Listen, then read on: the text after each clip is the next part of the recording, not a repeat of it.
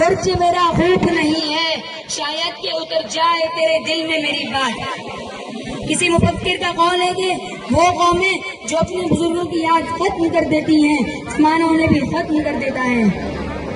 سامعین گرامی، یہ وہ ہستی ہے جن کی یاد حال کے 68 سال بعد تک زندہ ہے۔ یہ وہ ہستی ہے جس نے سوئے لوگوں میں بیداری پیدا کی۔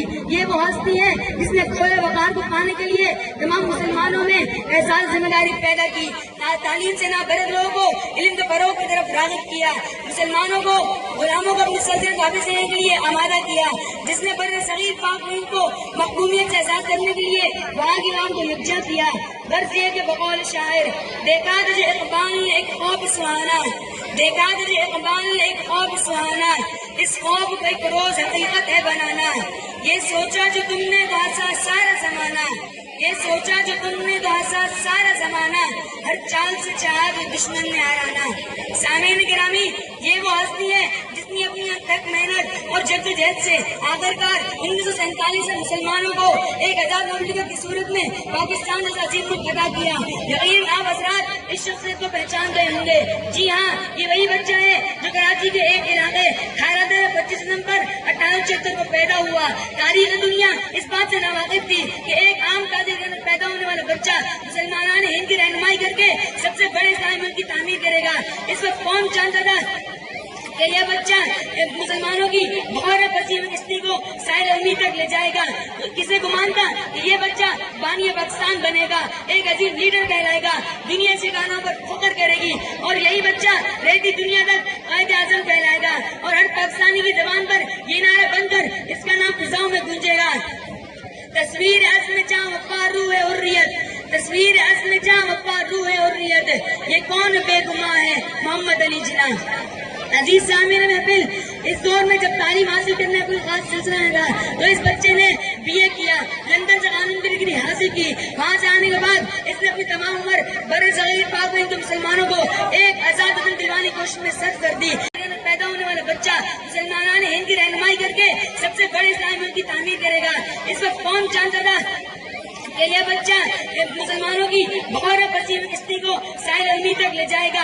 کسے گمان تھا کہ یہ بچہ بانی پاکستان بنے گا، ایک عظیم لیڈر کہلائے گا، دنیا سے گانوں پر فخر کرے گی، اور یہی بچہ رہتی دنیا تک قائد اعظم کہلائے گا، اور ہر پاکستانی کی زبان پر یہ نعرہ بن کر اس کا نام فضاؤں میں گونجے گا۔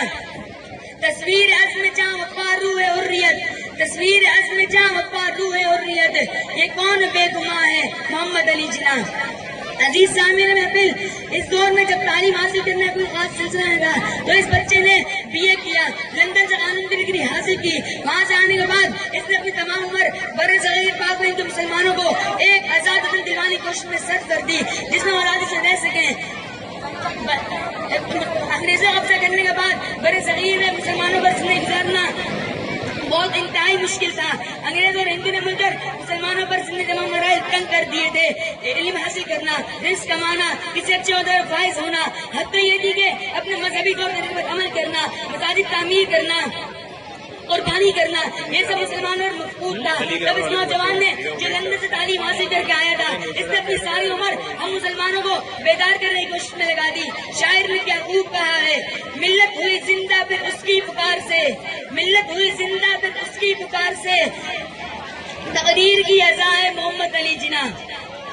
مہمان سامعین، عزیز سامعین محفل، اس ہستی کا نام محمد علی جناح تھا، جو ہمارے ملک کے بانی، ہمارے قوم کے لیڈر اور ہمارے رہنما تھے۔ وہ ہر وقت خود بھی محنت کرتے تھے اور سب کو نصیحت کرتے تھے۔ ان کا یہ قول بہت مشہور ہے کہ کام کام اور بس کام۔ وہ طالب علموں سے بہت محبت کرتے تھے اور فرماتے تھے طالب علم مجھ کے مہمان ہیں، تو طالب علم مجھ کے مہمان ہیں تو دین سے بے انتہا لگاؤ تھا، اور وہ اکثر فرماتے تھے اسلام نے مساوات، انصاف اور ذمہ کا درس دیا ہے۔